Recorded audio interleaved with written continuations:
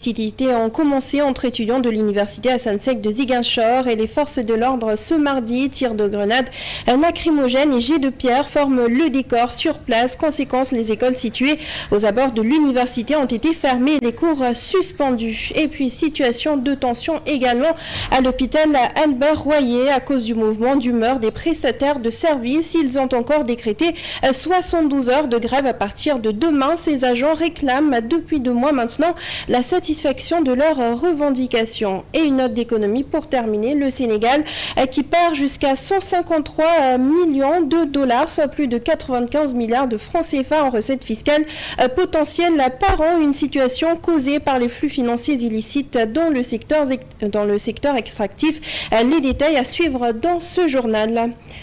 Et voilà tout pour l'essentiel des titres. Le développement, c'est tout de suite.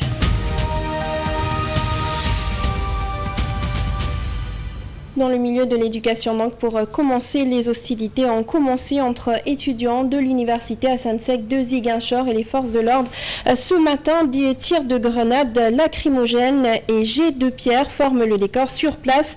Conséquence, les écoles situées aux abords de l'université ont été fermées et les cours suspendus. Les étudiants de l'université Hassan Sek ont lancé depuis vendredi dernier une grève illimitée pour réclamer de meilleures conditions d'études et sociales.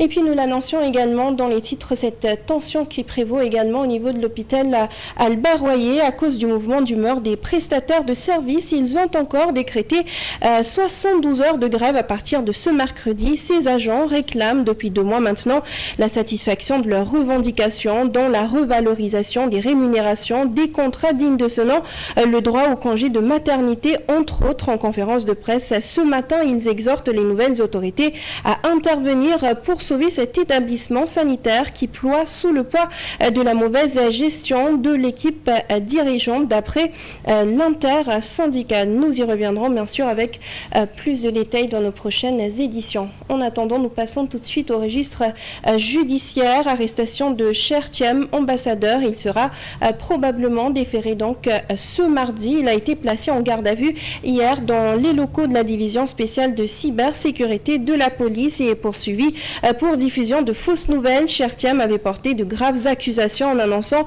une éventuelle série d'assassinats par empoisonnement. Le procureur de la République avait alors actionné la DSC. Pour ce qui est de l'affaire Moustapha Diarraté, l'ancien président du groupe parlementaire, Ben Obokiakar a été lui également placé sous mandat de dépôt par le procureur de la République. Son procès est prévu le jeudi 28 novembre au tribunal de grande instance hors classe de Dakar. Au lendemain donc des élections législatives anticipées, certains acteurs politiques suscitent la polémique avec des propos jugés choquants. Cher Cissé, membre de l'ONG 3D, lance un appel à la sérénité. Il a invité à privilégier des débats constructifs en respect, dit-il, de la volonté populaire. Depuis quelque temps, la scène politique sénégalaise est rythmée de propos choquants. Injures, invectives, insultes entre autres. Et la fin de la course à l'Assemblée nationale ne semble pas changer complètement la donne. Aujourd'hui, on attend plus à des discours qui construisent et qui consolident la démocratie au lieu des discours désobligeants, des discours qui véritablement n'améliorent pas, en tout cas, notre démocratie. Pourtant, après les premiers résultats des législatives, beaucoup de partis et coalitions de partis politiques avaient fait office d'acte de fair play. Pour Cher Cissé, membre de la société civile, des propos va-t-en-guerre à cette étape du processus peuvent même dénaturer le débat démocratique. Oui, aujourd'hui, ces propos risquent de dénaturer le débat démocratique parce que nous sommes à la veille de l'installation de l'Assemblée nationale. Les défis que nous attendons aujourd'hui, c'est quoi? C'est aller vers une Assemblée nationale qui répond aux préoccupations des populations. Pour sortir de cette façon de faire de la politique, il propose une unité politique autour des élus du peuple pour leur faciliter leur installation. Premièrement, je pense que ce qu'il y a lieu de faire, c'est de dépasser ces discours désobligeants. Deuxième chose, c'est véritablement de construire une assemblée, de mettre en place une assemblée constructive. Même s'il est vrai que le jeu démocratique est souvent fait de débats contradictoires, Sirr-Cissé estime qu'il doit se tenir avec un plus grand sens de responsabilité des acteurs. Et puis économie avec cette information partagée par le rapport de l'Institut de gouvernance des ressources naturelles, l'institution qui révèle que le Sénégal perd jusqu'à 153 millions de dollars, soit plus de 95 milliards de francs CFA en recettes fiscales potentielles par an. Cela est dû notamment aux flux financiers illicites, surtout aux fausses facturations commerciales notées dans le secteur extractif. Momar Cissé nous en dit plus. Le Sénégal perd chaque année 95,5 milliards de francs CFA en raison de ces pratiques frauduleuses. La révélation est de l'expert britannique William Davis qui tire la sonnette d'alarme lors de la présentation du rapport Natural Resources Government Institute. Selon lui, ces pertes qui échappent au contrôle de l'État concernent principalement les industries extractives. À l'échelle continentale, environ 33% des pays africains perdent une partie significative des revenus tirés de leurs ressources naturelles, plongeant leur économie dans une vulnérabilité croissante. De ce fait, les flux financiers illicites représentent une véritable hémorragie économique pour les pays africains et le Sénégal n'échappe pas à ce fléau. Toujours sur le rapport, il existe d'importants risques de perte de recettes publiques fiscales dans l'inflation des coûts des sous-traitants dans le secteur. D'où l'importance pour le pays de s'attaquer à ces risques, en particulier vu les opérations de production pétrolière et gazière à grande échelle. Sous les causes de ce fléau, l'on souligne entre autres vulnérabilités le faible nombre de fonctionnaires des impôts et des audits. Par exemple, le Sénégal pourrait accroître la coordination et l'échange d'informations entre le fisc et le ministère des Mines. Le pays devrait peut-être aussi accroître ses capacités pour procéder au contrôle fiscal des sociétés pétrolières et gazières, notamment par l'embauche de géologues. Néanmoins, note le rapport Natural Resources Government Institute, il y a lieu de croire que le pays continue de perdre ses recettes en conséquence pratique de transfert de bénéfices de la part de multinationales et d'autres flux financiers illicites, en particulier en ayant recours à des tactiques de fausse facturation des exportations et des importations du Sénégal. Ces pertes peuvent être attribuables à l'insuffisance des effectifs de l'autorité fiscale et du fait que l'administration publique n'utilise toujours pas de solution de pointe pour lutter contre ces problèmes. Malgré son adhésion à l'initiative pour la transparence dans les industries extractives, le Sénégal peine à maîtriser les flux économiques générés par ces hydrocarbures. Le constat est clair, cette hémorragie économique risque de s'aggraver au détriment des populations qui demeurent les premières victimes de cette mauvaise gestion des ressources naturelles. Pour cela, le pays doit renforcer son autorité fiscale, vérifier les comptes des fournisseurs de l'industrie extractive et reconsidérer les conventions fiscales.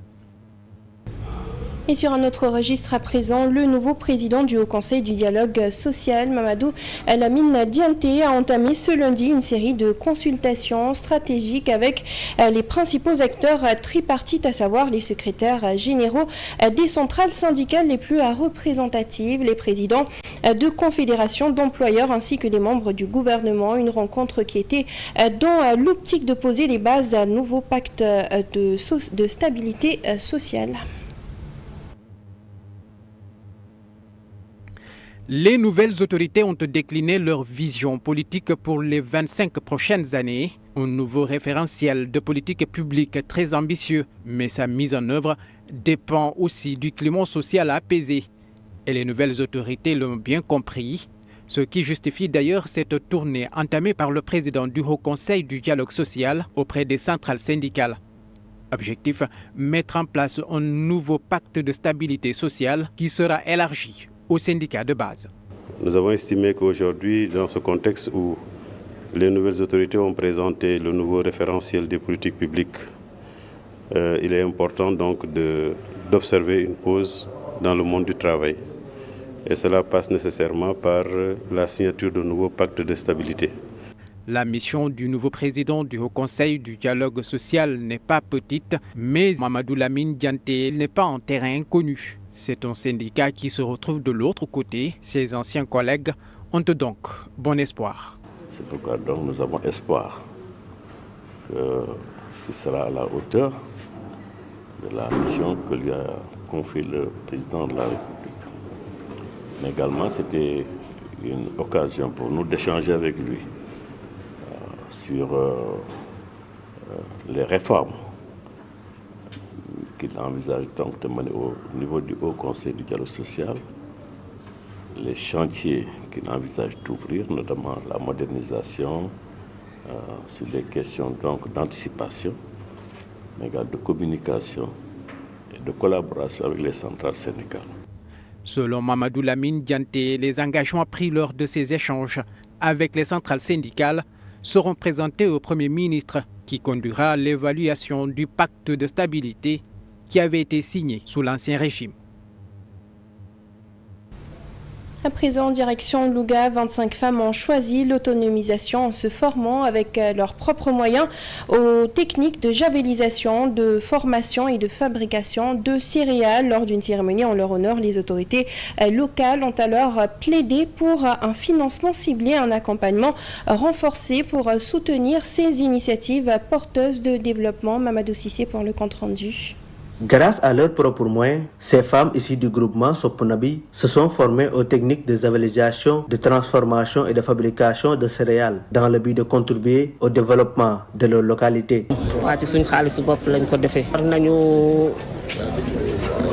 Nous avons beaucoup de produits, de l'eau de javel, des céréales entre autres et même du couscous. On fait tout pour le développement de notre localité, mais surtout pour le développement du pays. Le directeur régional du développement communautaire, Mohamed Sissé, a appelé à des financements ciblés pour soutenir ce type d'initiative. Mais avec maintenant le modèle véritablement que nous prenons, c'est qu'on trouve les groupements qui sont en train de faire exactement des choses que nous voulons. Par exemple, ce groupement s'est autofinancé pour une formation et ils ont acquis des compétences. Donc nous trouvons que c'est un financement ciblé qu'on doit faire, que l'État doit faire, et ça doit passer par les services du développement communautaire, les services du ministère de la Femme et de la Famille, par exemple, qui travaillent avec les groupements de promotion féminine et qui sont en mesure de dire que tel groupement fonctionne et que tel groupement ne fonctionne pas. Si l'État vraiment les accompagne pour que vraiment qu'elles puissent trouver des acquéreurs, là, je crois que ça va, non seulement ça va encourager les femmes, et ça va leur permettre de se prendre en charge et autofinancer leurs activités comme ils l'ont fait aujourd'hui. Ces femmes représentent un exemple inspirant de résilience et d'engagement en faveur d'un développement local. Et puis 3 mois après le décès du maire de Rufisque-Ouest à Lunemar, la municipalité a désormais un successeur. Pour lui, il s'agit d'Astou Gueye, son ancienne première adjointe et maire par intérim, qui a été donc élu officiellement maire ce lundi à l'issue d'un scrutin. Dans sa première prise de parole, la nouvelle maire s'est engagée à poursuivre le programme de son défunt prédécesseur. Nous avons l'intention de poursuivre le programme déjà établi par Alioune Mar. Sa vision pour la commune était claire. Aujourd'hui, notre priorité est de continuer sur cette lancée et de veiller à ce que son héritage perdure. Tout ce que nous pouvons faire pour accomplir sa mission, nous le ferons avec détermination. Je lance donc un appel à toute l'équipe municipale, aux agents de la commune et à tous les acteurs du développement local. Unissons nos forces pour mener à bien le travail qu'Alioune Mar a commencé et pour lequel il s'est investi corps et âme. Alioune Mar a laissé derrière lui une grande famille, une équipe soudée, donc c'est à nous de préserver cette unité et de faire en sorte que tous les projets et programmes qu'il a initiés continuent à se concrétiser. Parlons à présent d'assainissement dans la région de Kédougou. En collaboration avec certaines structures de la place, la Sonaged œuvre pour combattre les déchets plastiques interdits par la loi. Mais la population suggère de son côté la mise en place de nouvelles options justement pour abandonner les sachets plastiques, suivant ce reportage réalisé par notre correspondant à Kédougou. Kédougou a changé de visage concernant le ramassage des déchets plastiques. Certains apprécient la propreté de certaines artères et le travail colossal de la Sonaged de Kédougou. Les déchets, par rapport aux déchets plastiques, on a vécu un moment où vraiment on traversait partout des déchets plastiques. Mais actuellement, vraiment, on voit que l'équipe de la mairie est en train de faire un travail impeccable à ce niveau. Parce qu'on les rencontre partout en train de ramasser les ordures et les déchets plastiques. Donc il y a une amélioration. Par contre, d'autres prennent leur propre initiative pour barrer la route aux sachets plastiques. C'est comme l'exemple du marché central de Kédougou. Ici à Kédougou, absolument rien n'a changé. C'est toujours le même problème. Les gens utilisent les sachets plastiques. C'est aux autorités de trouver une solution en mettant en exergue des sacs en papier. Pourquoi pas? Bouche là. On veut s'il y a un autre papier. Ils devraient nous envoyer. Parce que bouche là, ça nous fatigue. Parce que bouche là, c'est pas bon aussi. En plus du secteur de l'environnement de la mairie de Kédougou, la SONAGED a son propre plan de travail. Donc on s'est répartis, donc notre groupe SONAGED, par exemple, si vous voyez, ça c'est mon équipe mobile qui est là aujourd'hui parce qu'il y avait les habitants du quartier LT qui nous avaient vraiment sollicités et ressollicités parce qu'il y avait tellement de dépôts sauvages qui sont un peu partout. Donc aussi, vous voyez, aujourd'hui, c'est pour cela qu'on est descendu ici, pour essayer vraiment d'apporter quelque chose. Donc aussi, vous voyez, partout, il y avait des dépôts sauvages qui étaient un tout petit peu partout. Donc aujourd'hui, on est venu. Depuis 3 jours, on est là, donc avec notre camion tasseuse.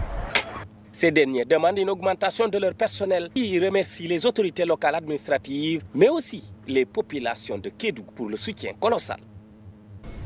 Une note de culture à présent à l'occasion de la célébration de ses 40 ans de carrière musicale. Kumba Gawlosek a tenu une conférence de presse hier, une occasion pour la diva de revenir sur son programme qui démarre le 7 décembre prochain et sur ses perspectives de carrière. À toutes et à tous, je voudrais dire un seul mot, merci. 40 ans de carrière, de brillantes carrières, ça se fête, surtout quand elle est musicale.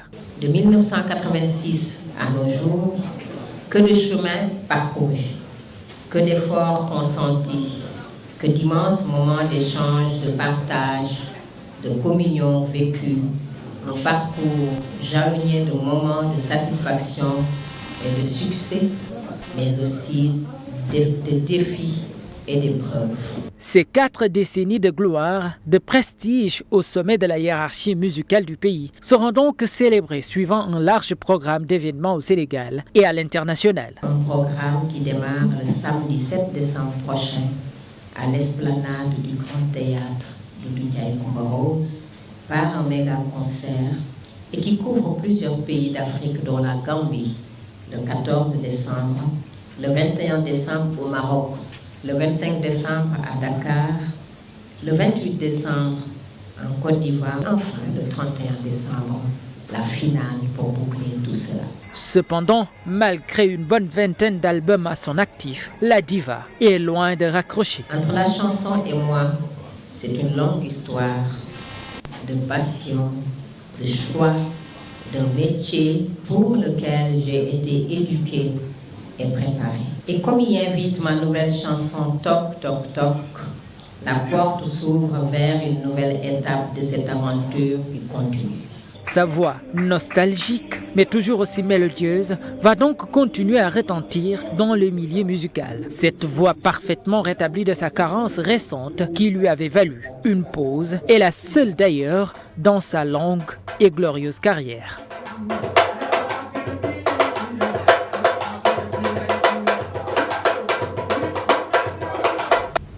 On termine très rapidement avec une note de sport. L'ASC Gazelle de Kédougou a été tenue en échec par l'ASC Damel de Tivaouane en National 2 dans son tout nouveau stade fédéral Mamba à Guirassy. Les scores finaux de 1 but partout entre les deux équipes. Le parrain de ce match a exhorté les jeunes sportifs à allier sport et études pour le développement du Sénégal. On avait bien entamé le match.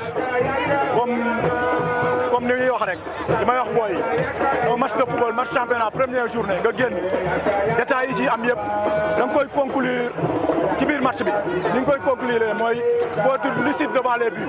On a trop raté d'occasion au premier mi-temps. Premier match, on n'a pas pu démarrer les entraînements aussi tôt que prévu, mais on a essayé de proposer quelque chose pour au moins ne pas perdre tout. On a essayé de jouer la victoire, mais malheureusement, c'est le nul que nous avons pu avoir. Avec un sentiment de satisfaction, je suis très ému, très content. D'habitude, je n'avais pas l'habitude de trop fréquenter les stades, mais à partir de ce jour, vraiment, je serai impliqué. Et vraiment, je lance un appel à que tous les jeunes de Kédougou, que tout le monde s'y mette, que tout le monde vraiment s'implique. Vraiment. Et nous passons tout de suite à la revue de presse.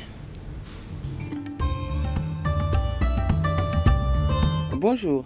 Certains quotidiens parus ce samedi ont principalement traité le rapport de l'Institut pour la gouvernance des ressources naturelles, une structure de l'USAID. Les révélations de ce rapport sur les pratiques illicites dans le secteur extractif font froid au dos. Le Soleil, qui cite ce rapport, rapporte que le Sénégal perd plus de 95 milliards de francs CFA par an dans le secteur extractif du fait des pratiques illicites comme l'évitement fiscal, les fausses facturations commerciales, l'évasion fiscale ou la corruption.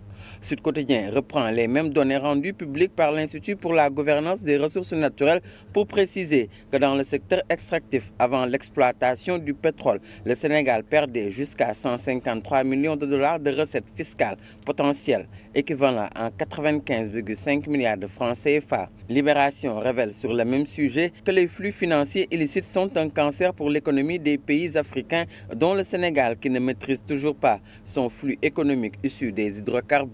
Les journaux, dans leur majorité, se sont aussi intéressés aux affaires politico-judiciaires. Le journal Le Quotidien, par exemple, revient sur les déboires judiciaires de l'ancien député Moustapha Diakhaté et du journaliste Adama Gaye.